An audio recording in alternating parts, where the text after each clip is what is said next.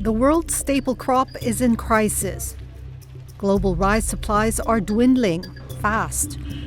The cost of grain has skyrocketed to a near all-time high of around 40% between January 2023 and January 2024. With over half of the world's population dependent on rice, will the shortages cause a global food crisis?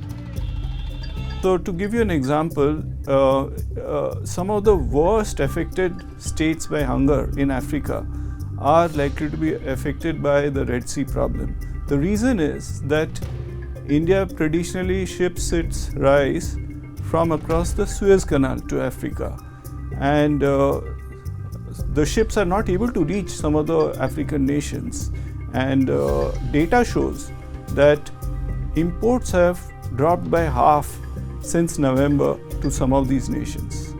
So this is exacerbating hunger and aggravating food prices.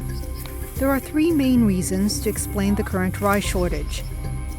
The El Niño weather phenomenon, which is marked by irregular rainfall, made 2023 a particularly dry year.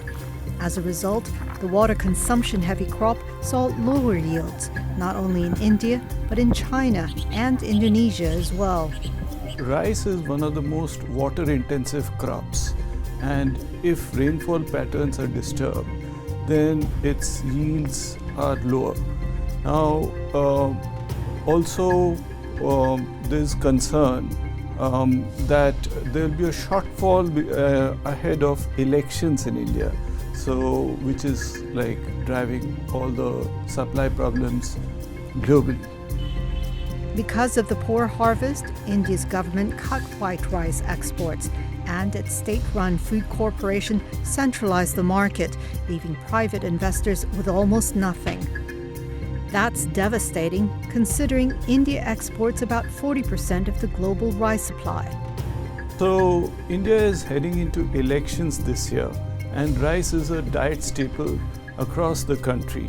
And so the government wants to make sure that prices don't increase because it could lead to a voter backlash. Prices of rice have already increased by 15% over the last 1 year. So government is careful not to open up exports. Adding to the existing woes is the ongoing conflict in the Red Sea. Houthi rebels have been firing missiles at ships the Yemeni militant group suspects of having ties to Israel or the United States. The Red Sea is one of the world's most important commercial shipping lanes, accounting for 12% of global trade.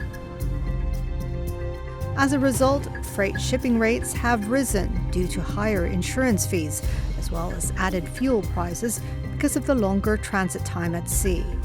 So the Red Sea crisis is important because when you have high freight rates, many of the exporters of rice are not shipping out the rice at all from India. They want to sell in the domestic market.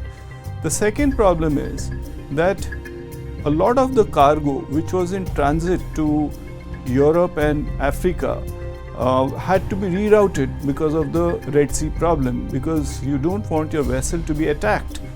Shipping companies have started to avoid the route by going around the Cape of Good Hope instead. While the US has formed an international coalition to launch retaliatory airstrikes, experts say it will not deter the Houthis from further attacks. So who can fill in the gaps for the global rice supply chain? Vietnam and Thailand are the next biggest rice exporters after India. But the problem here is that even though they're trying to step into the vacuum left by India, it's not easy. The reason is because of the size of India's exports, and secondly, the crop cycles are different from that of India. India's crop is harvested by November, whereas Thailand and Vietnam's peak crop season is from March to April. Experts say what India chooses to do next will depend on favorable weather patterns in 2024. If so, They expect India to resume white rice exports after the coming 2024 Indian general elections, set to end on June 16th.